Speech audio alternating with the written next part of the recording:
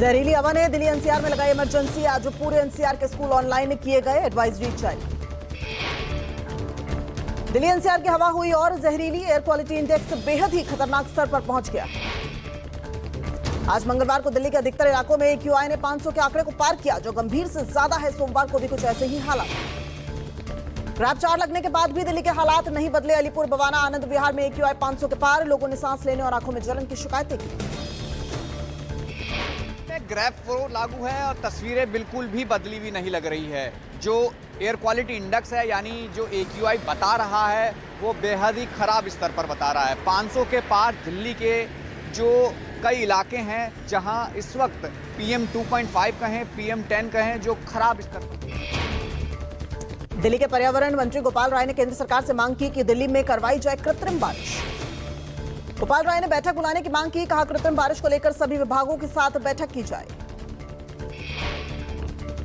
दिल्ली में बढ़ते प्रदूषण के बीच बीजेपी का मास्क बांटने का काम जारी। मनोज तिवारी ने राजीव चौक मेट्रो स्टेशन पर मास्क बांटे। बीजेपी नेता मनोज तिवारी के साथ बीजेपी के दूसरे नेता भी मौजूद रहे। गेट नंबर 6 पर निकलने वाले यात्रियों को मास्क पहनने की सलाह दी।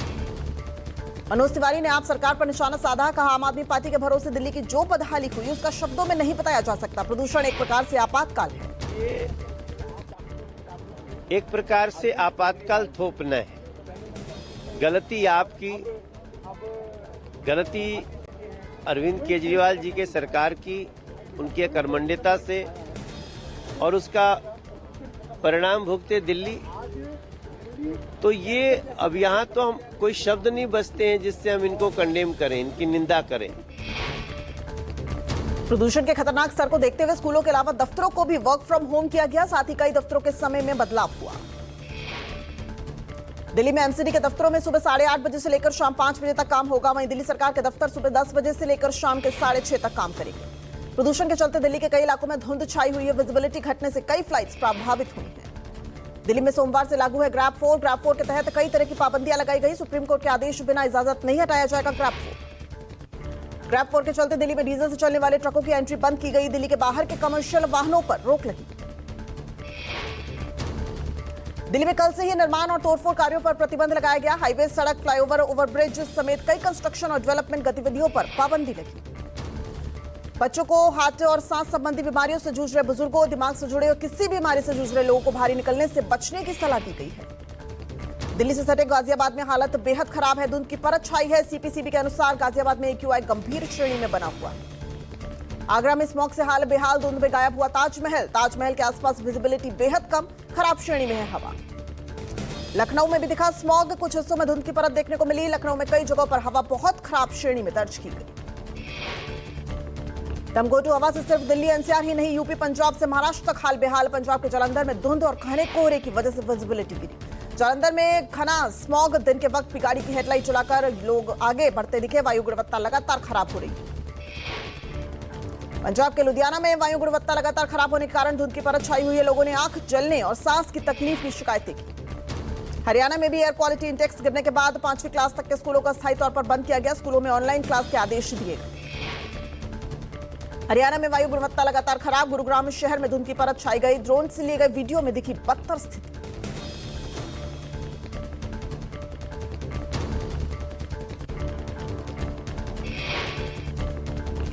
संसद सत्र से पहले केंद्र सरकार ने बुलाई सर्वदलीय बैठक। बहस के मुद्दों पर होगी चर्चा। किरण रिजिजू ने दी जानकारी। सर्वदलीय बैठक 24 नवंबर को सुबह होगी। संसद के आगामी शीतकालीन सत्र के मद्देनजर बुलाई गई है ये बैठक। शीतकालीन सत्र 25 नवंबर को शुरू होगा और 20 दिसंबर तक चलेगा। संविधान को अपनाने की 25वीं वर्षगांठ के अवसर पर पुराने संसद भवन के सेंट्रल हॉल में एक कार्यक्रम भी आयोजित किया जाएगा। यूपी में उपचुनाव की वोटिंग से पहले समाजवादी पार्टी ने लिखी चुनाव आयोग की चिट्ठी। कहा, मुस्लिम महिलाओं को नकाब हटाकर न की जाए चेक। सपा ने चुनाव आयोग से मांग की है कि रिटर्निंग ऑफिसर, जिला मजिस्ट्रेट, जर्नल ऑब्जर्वर और पुलिस अधिकारियों को लिखित आदेश जारी किया जाए कि 20 नवंबर को बुर्का हटाकर जांच न हो। सपा ने लिखा, मतदाता पहचान पत्र की जांच करने का अधिकार है, पर लोकसभा चुनावों में मुस्लिम महिलाओं को डराकर बुर्के उतरवाए गए, जिससे वोटर्स बिना वोट के लौट गए।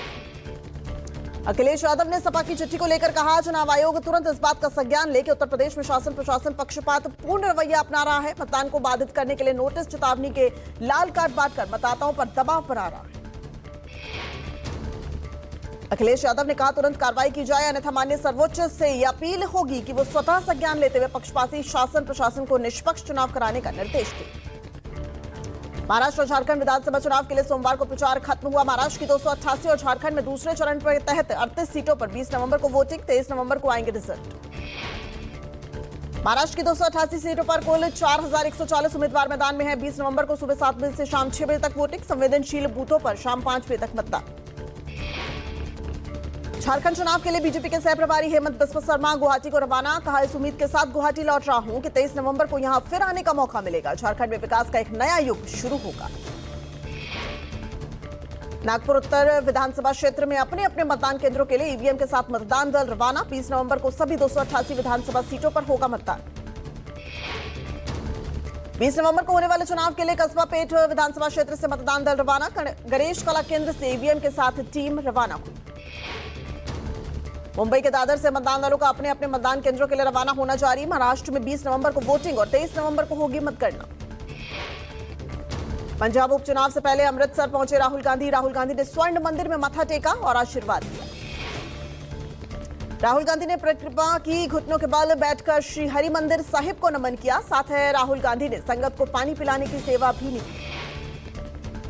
राहुल गांधी ने गोविंदल टेम्पल में बर्तन धोने की सेवा की। इस दौरान राहुल गांधी के साथ गुरजीत सिंह ओझला और पूर्व डिप्टी सीएम ओम प्रकाश सोनी समेत कई नेता।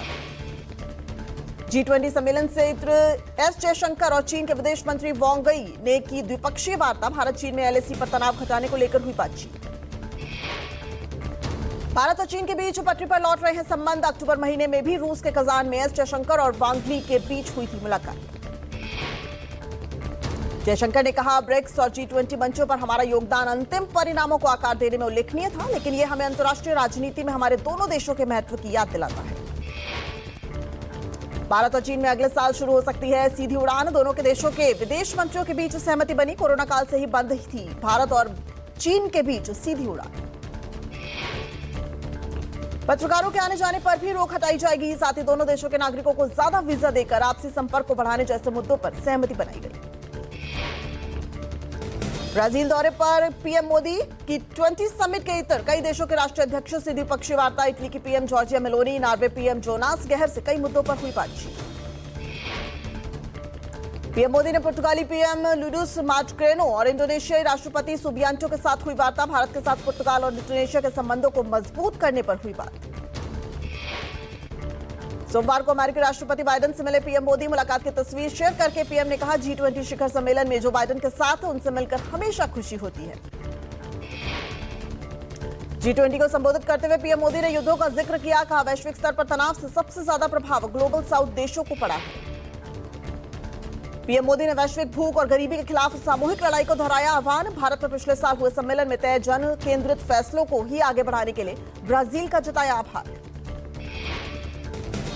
मणिपुर हिंसा पर गृह मंत्री अमित शाह की हाई लेवल बैठक। केंद्र ने आर्म्स फोर्स की 50 कंपनियों की तैनात की। राज्य में 2 दिन स्कूल बंद किए गए। मणिपुर में हालात संभालने उतरे सुरक्षा बल बनाए गए। 107 नाके और चेक पोस्ट, जगह जगह छापेमारी। सामान लेकर आने जाने वालों को आवाजाही प्रभावित। मणिपुर हिंसा में गृह मंत्रालय के आदेश के बाद एनआईए ने मणिपुर में हुई हिंसा से जुड़े 3 मामलों को अपने हाथ में लिया। घटनाओं के कारण कई लोगों की जान गई। मणिपुर हिंसा पर आरएसएस ने चिंता जताई। आरएसएस ने बीजेपी को लिखा लेटर। कहा हिंसा का समाधान न होना दुर्भाग्यपूर्ण। हिंसा से निर्दोष लोगों को नुकसान हो रहा है।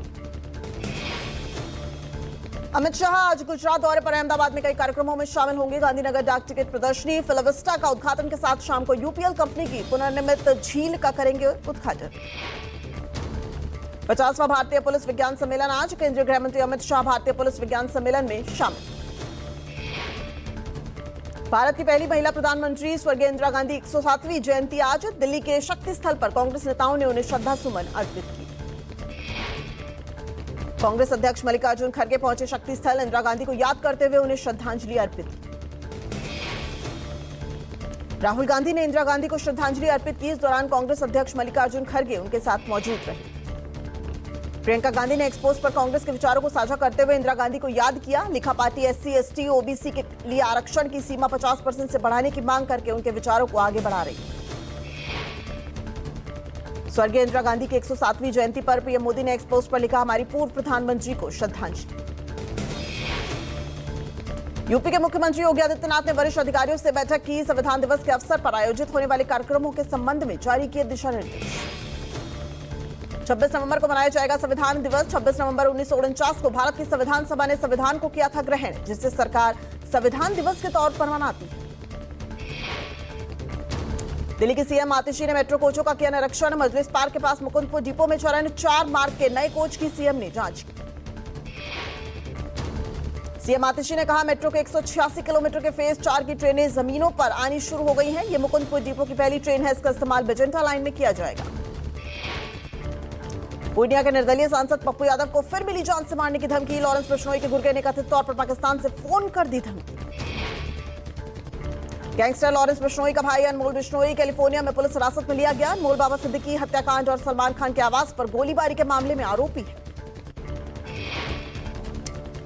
मुंबई पुलिस ने गैंगस्टर अनमोल के प्रत्यर्पण की प्रक्रिया शुरू कर दी है। भारत सरकार ने गैर जमानती धारा के तहत अनमोल के खिलाफ वारंट किया था जारी। एनआईए के 10 लाख रुपए के इनामी गैंगस्टर अनमोल फर्जी पासपोर्ट पर भारत से भागा था। उसे 7 अक्टूबर 2021 को जमानत मिली थी। अनमोल पर एनआईए के दर्ज मामलों के अलावा 18 अन्य आपराधिक मामले दर्ज हैं। दिल्ली और उसके आसपास के इलाकों में प्रदूषण की मार के साथ घना कोहरा छाया दिखा। मौसम विभाग ने ऑरेंज अलर्ट जारी किया। कोहरे के कारण कई जगहों पर विजिबिलिटी 100 मीटर से कम दर्ज की गई, जिसके कारण सड़क, रेल और हवाई यातायात प्रभावित हुए। मौसम विभाग ने एयरपोर्ट, हाईवे पर सतर्कता बरतने की सलाह दी। सुबह और देर रात को घना कोहरा बढ़ने का अंदेशा जताया गया। राजस्थान में तापमान में गिरावट के कारण अजमेर शहर में कोहरा छाया रहा। लोग खुद को गर्म रखने के लिए आग के पास बैठे नजर आए। जम्मू कश्मीर की हवा में पाकिस्तान खोल रहा है जहर। कठुआ में वायु प्रदूषण से हाल बेहाल। अंतर्राष्ट्रीय सीमा से सटे गांवों में लोगों ने सांस लेने की दिक्कत बताई। मौसम विभाग ने उत्तर पश्चिम भारत के विभिन्न हिस्सों में घने कोहरे की चेतावनी दी। लोगों को जरूरी दिशा निर्देशों का पालन करने की सलाह दी।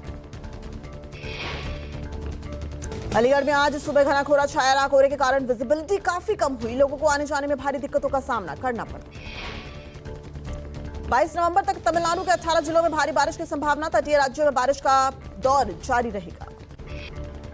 यूपी बोर्ड परीक्षा की तारीखों का ऐलान 24 फरवरी से 12 मार्च तक आयोजित होगी। 10वीं और 12वीं की यूपी परीक्षा। इस साल 55 लाख छात्र होंगे परीक्षा में शामिल। भारतीय तटरक्षक दल ने 7 भारतीय मछुआरों को पाकिस्तानी सुरक्षा बलों के चंगुल से छुड़ाया। भारत पाकिस्तान समुद्री सीमा के पास भारतीय मछुआरों को पीएमएसए ने पकड़ लिया था। पाकिस्तानी जहाज का पीछा कर छुड़ाए गए ये मछुआरे। गुजरात के जामनगर में वायुसेना के हेलीकॉप्टर की आपात लैंडिंग हुई। तकनीकी खराबी के कारण हेलीकॉप्टर को लालपुर तालुका के गोवन गांव के खेत में उतारा। हेलीकॉप्टर के पायलट सुरक्षित। दिल्ली में फिल्म द साबरमती रिपोर्ट की स्पेशल स्क्रीनिंग हुई। सोमवार शाम हुई स्क्रीनिंग में फिल्म अभिनेता विक्रांत मैसी के साथ केंद्रीय मंत्री मनसुख मांडविया, बीजेपी सांसद मनोज तिवारी सहित कई नेता शामिल हुए। उज्जैन के महाकालेश्वर मंदिर में फिल्म अभिनेत्री शिल्पा शेट्टी ने पूजा अर्चना की। अभिनेता सुधांशु पांडे के साथ शिल्पा ने बाबा काल भैरव की पूजा की। न्यूजीलैंड में सिख फॉर जस्टिस की सक्रियता पर न्यूजीलैंड के विदेश मंत्रालय ने दी प्रतिक्रिया। कहा, भारत की संप्रभुता और अखंडता का न्यूजीलैंड करता है सम्मान। न्यूजीलैंड में भारत विरोधी कार्यक्रम के पीछे पाकिस्तानी खुफिया एजेंसी आईएसआई का हाथ। भारत विरोधी कार्यक्रम को पाकिस्तान चैनलों ने किया प्रसारण। अभिषेक बच्चन को अपनी film I want to talk के दौरान आई आराध्या की याद। कैरेक्टर के संघर्ष को बताते हुए कहा, सबसे बहादुर शब्द मदद है। मदद मांगने का मतलब है कि आप चुनौतियों का सामना करना चाहते हैं।